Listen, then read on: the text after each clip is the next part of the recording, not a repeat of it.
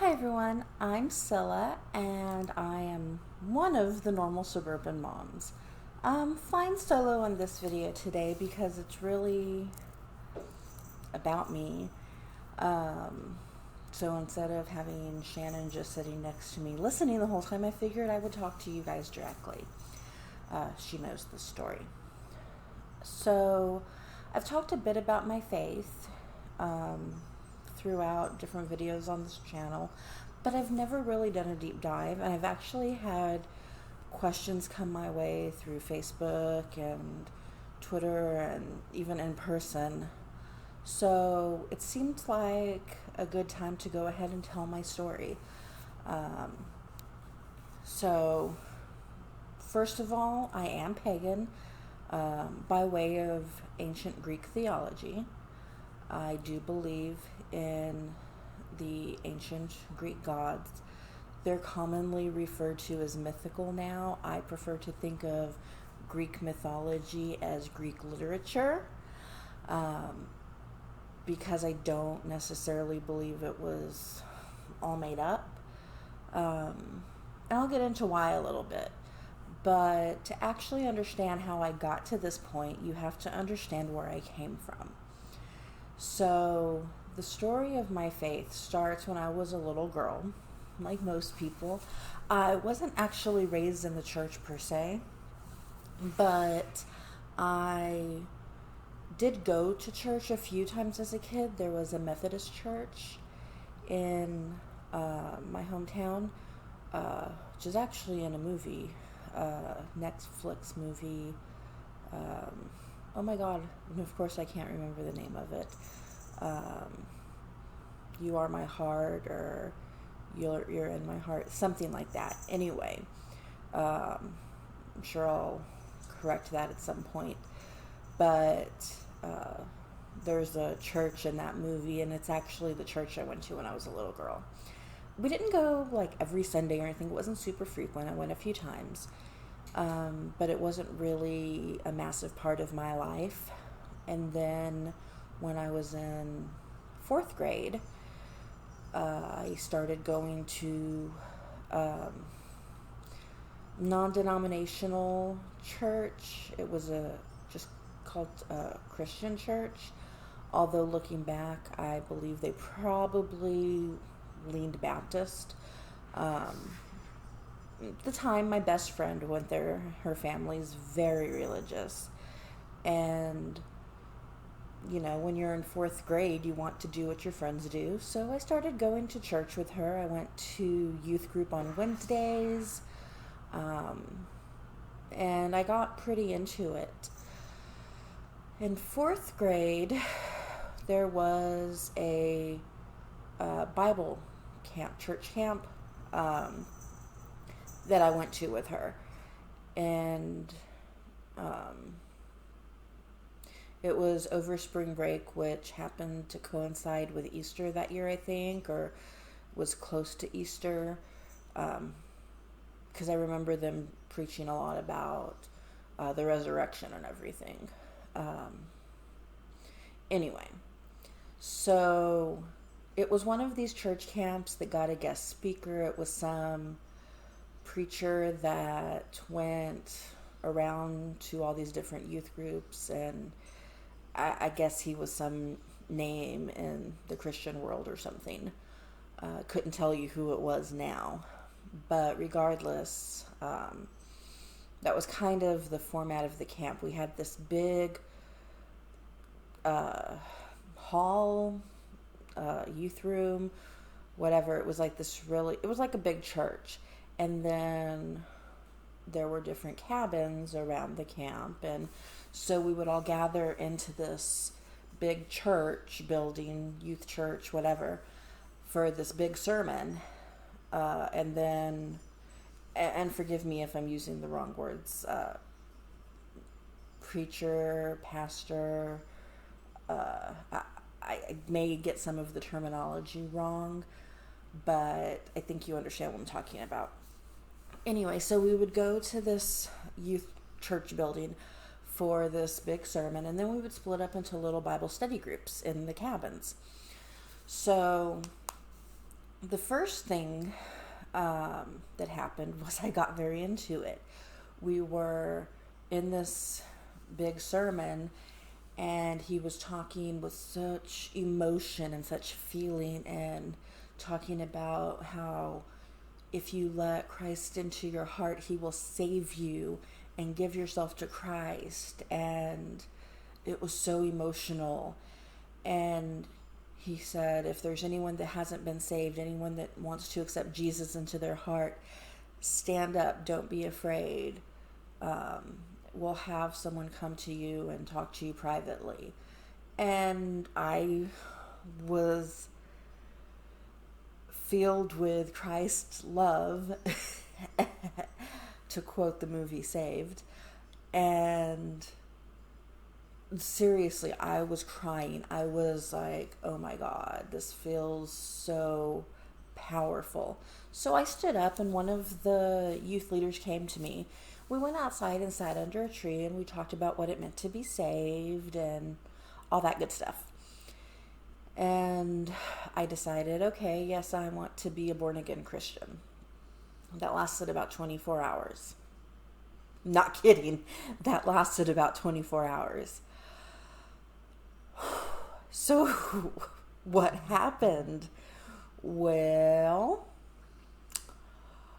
went to the sermon the next day. And it took one sentence for me to walk away. Well, that's a bit of a stretch. It took one sentence for me to feel like I might walk away. And remember, I'm in 4th grade here. The preacher said, the Bible says Adam and Eve, not Adam and Steve. Co-host is back. You may have heard that phrase before. In fact, if you've ever been around any number of Christian churches, I'm sure you have. I found out later, it's a fan favorite. I had never heard it before. It was new to me, and to be clear, I didn't know any LGBT people at the time. This was 1994 in South Texas, which may or may not mean anything to you, but it wasn't like the LGBT community was exactly accepted. So it wasn't like this was something I had dealt with on a daily basis. And in fact, it wasn't really something I had come across in my life up to that point. But my mom had raised me that we shouldn't judge people, and that you live and let live. And as for myself, I had a really hard time understanding how love between consenting adults can be wrong in any capacity. So that really turned me off and made me start rethinking things very quickly. So after that sermon, I was pretty confused about how I felt. We split up into our little individual groups, and I happened to be in the cabin with my best friend, some of our other friends from school, and the group we were in was actually with the preacher of our home church. And so I went and I listened to the little Bible study group. And this preacher, which again is of my home church, started preaching about how you have to be saved to get into heaven, and only Christians go to heaven, and Christian this and Christian that, and if you're not Christian. And I didn't know a lot about other religions at the time, but I knew they existed. I pretty much think the only other actual name of a religion I knew was Jewish. But I knew there were a lot of other religions. Other than that, I just didn't know what they were at the time. And I remember sitting there thinking, Christians only go? So if you don't believe in the same God, he's going to send you to hell? What about Jewish people? What about all the other religions all over the world? What about people that lived before Christianity was a thing? Like, that was a lot of people for this allegedly loving God to condemn to damnation. That was it. Those two things, and I was done. I called my mom, asked her to come pick me up. It was 2 hours away from home, so she sent my grandma to come get me. And they thought I was just homesick. I let them think that because I didn't really want to get into the reasons I was upset because I was still processing it at the time. But the truth was, it wasn't because I was homesick. I was upset and I didn't want to be there anymore. So that was what turned me off to Christianity initially. But it was so prevalent that I would, kind of revisit it here and there with pretty much the same results. Fast forward to when I'm in high school.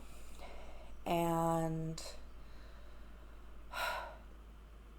my stepmother's a Baptist. To be clear, I was an idiot at 14, and I made the idiotic decision to move out of my mom and dad's house and move in with my sperm donor and stepmother. That's a video for another day. I've mentioned in the past I want to make a video about everything my sperm donor did to me, and I will. This is actually more about my stepmother, though. Sperm donor's not really religious one way or the other, so far as I know. Stepmother pretends to be. That is to say, she doesn't go to church very often. She doesn't really live the Christian lifestyle, but she certainly likes to judge other people. And so I had to spend most of my high school life pretending to be a good little Christian girl, because anytime I explored any other faith, I was accused of being a Satan worshiper. Now, I was going through, you could call it a crisis of faith, but I think it was more just an exploration of faith. Because it wasn't like I was doubting that there was the existence of something greater. I just didn't think the Christians had it right. So I was exploring other religions. I studied a little bit of everything I could get my hands on. Secretly, of course. I studied Wicca. I studied Christianity a little more. I studied Buddhism. I studied even the Church of Satan, which gets a bad rap, by the way. It's not good. It's not my faith, but it's also not as bad as you think. It's not as bad as people that don't know claim. So, I would actually educate yourself on that because if nothing else, it's fascinating. Again, they don't align with my beliefs, but they also don't sacrifice cats. So, there's that.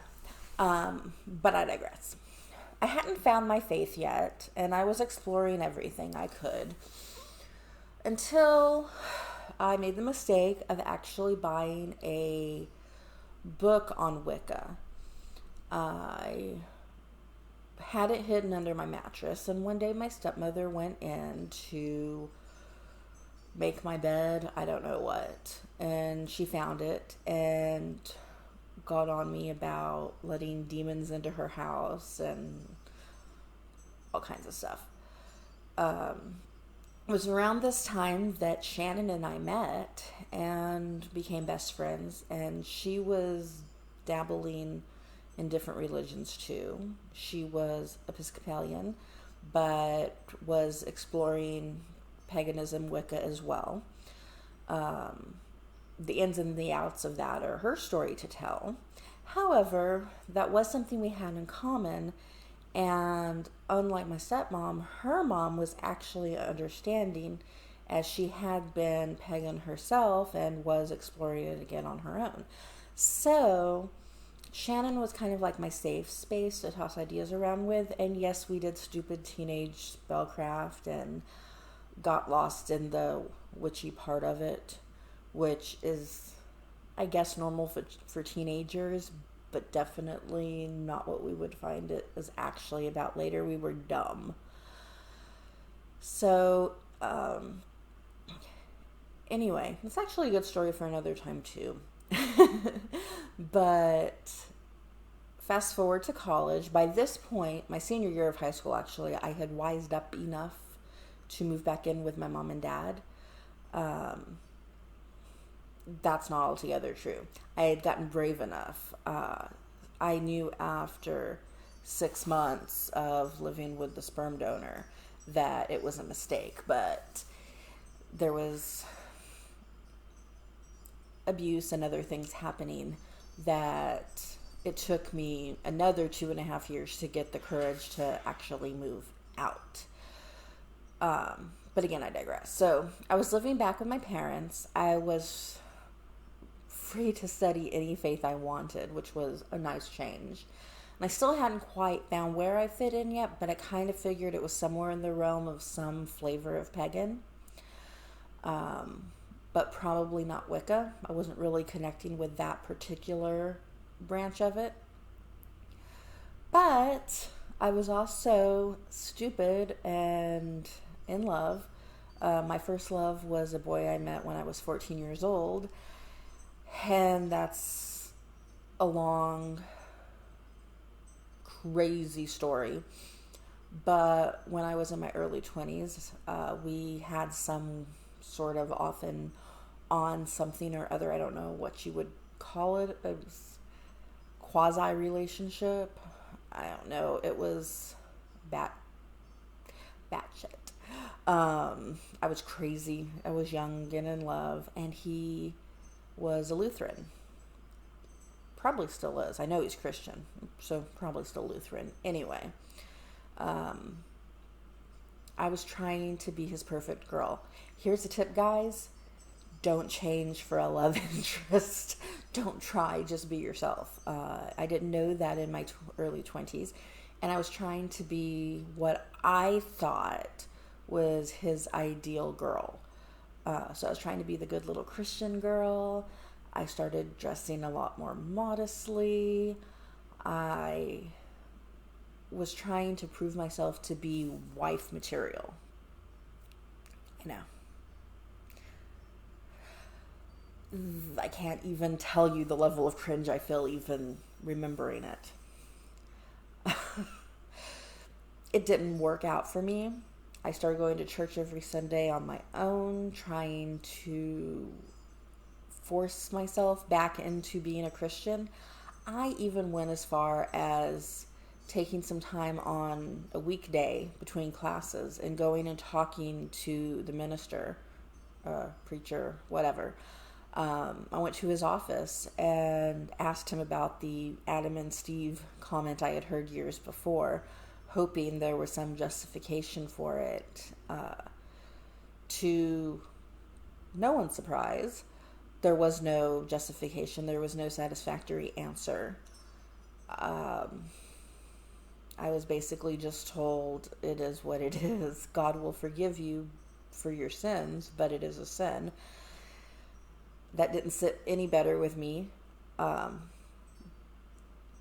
By this point, I actually knew I was bi, sort of. I had sort of figured it out in 7th grade, but I didn't want to admit it to myself yet. So at that point, I considered myself an ally. And so once again, I decided I just couldn't do it and walked away from the church. And it was after that I was like, okay, I have tried Christianity every which way and sideways. This just isn't my faith.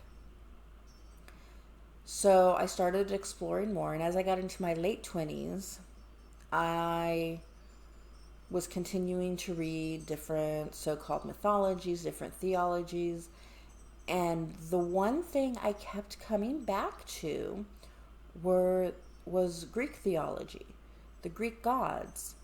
Something about that resonated with me. And when I thought about it and was honest with myself, I realized it always had. So I started digging deeper into that, and I found there are so many parallels between stories in Christianity and in Greek literature. I mean, Hercules and Jesus aren't that far removed. So it was then I pretty much decided that all these faiths ultimately worship the same God. It's how they interpreted him and his intentions. And that's human error. So if we're all ultimately worshiping the same God, then he has many different names. If you go back further to one of his earliest names, you have Zeus. And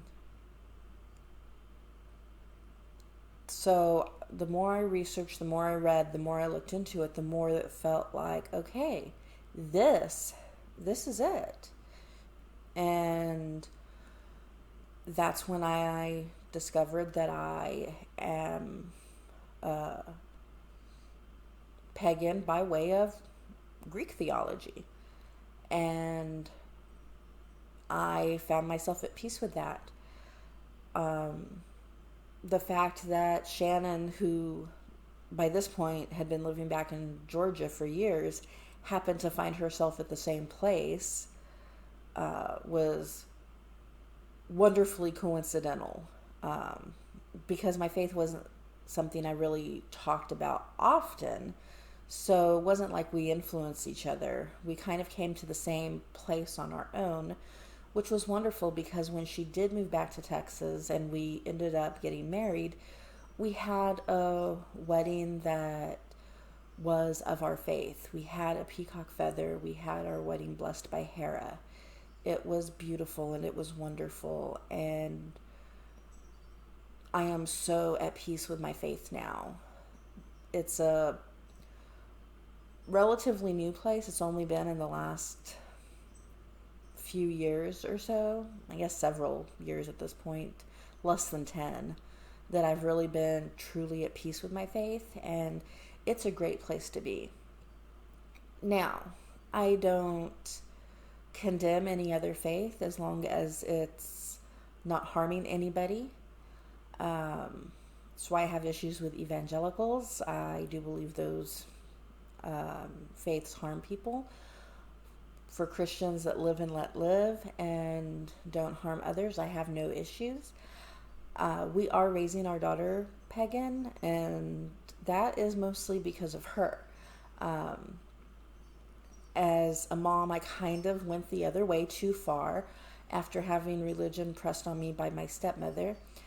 I went too far the other way and didn't want to expose my daughter to religion at all. I wanted her to explore it and find her own path. And I found out that was the other extreme, and it was too much. She wanted to learn about her mom's faith. So I told her that we would teach her our faith, but she needed to explore other faiths and find out if our path was her path. And I'm okay if it's not. And the future kids we have, it's going to be the same. I'm going to have them research and learn, and I want them to go to church with an open mind. I've sat my daughter down many times and explained that while there are Christians that hate us, it's not all of them. Not all Christians are bad. Just like there's bad in every group, there's hate in every group. You can't judge an entire group of people by the hate of some. So I definitely don't judge anybody else's faith. A lot of that has come from finding peace in my own faith, because I used to hate Christians for what I perceived was their hatred of LGBT people, of of a lot. I absolutely loathe the purity culture. So I used to really hate Christians. But once I found my faith and became at peace with that, I really sat back and realized there's people that are bad in every group. There are people that hate in every group. So I'm at peace with anybody's religion. It's a personal choice and it's a personal journey, and this was mine. To wrap this up, I do have a bit of a funny anecdote I want to share. So when I was in college, I hadn't yet found my faith. As I said, I was exploring. And my half-sister, one of them, I have two half-sisters with my stepmom and sperm donor. And one of them was a young teenager dabbling in Wicca or some flavor thereof. And she had made a pentagram out of cotton in her bedroom and lit it on fire. It didn't burn the house down. They put it out. It burned the carpet some. And that was the extent of it. I wasn't living there at this point. I was living with my parents. And I still got blamed for this. Keeping in mind, I did not discuss anything about my faith or search for faith with my sisters because I knew how my stepmother felt. And after living with her in high school, I wasn't about to influence them. So this didn't come from me. This was from her watching movies or the internet, or I don't know where she got the idea, but it wasn't me. But I got blamed for it. And my stepmother got on me for influencing her daughter and influencing her to be a Satan worshiper. And I said, well, I may not know exactly what I believe yet, but I don't believe in Satan, and so it's really hard to worship a deity you don't believe exists. To which her response was, I know all about this stuff. I watch Charmed. Which to me was the most ridiculous statement ever. That's like me saying, oh, I can do brain surgery. I watch ER. Like, really? So here's the thing. Don't use fictional television as your research source. Maybe actually do some real research on other faiths before you condemn them and judge them. And I guess really that's why I wanted to do this video and do a little bit more of a dive into my journey of faith, because everybody's faith is different and that's okay, but don't condemn somebody else for their faith, especially when you don't know about it. Don't make assumptions on what somebody else believes, because I can pretty much guarantee you wouldn't like it if someone made assumptions about what you believe. So that's where I'm going to leave things off. If you have any questions, feel free to leave them in the comments below, or you can also send me a tweet. That's my Twitter handle right there. Follow me, tweet at me. I'm absolutely fine with answering any questions. I'm very open. I don't go around talking about it all the time, but I'm open when people want to know about it. Other than that, all I can say is please like, share, subscribe, and ring that bell. Thank you for joining me, and I'll see you next time. Bye, guys.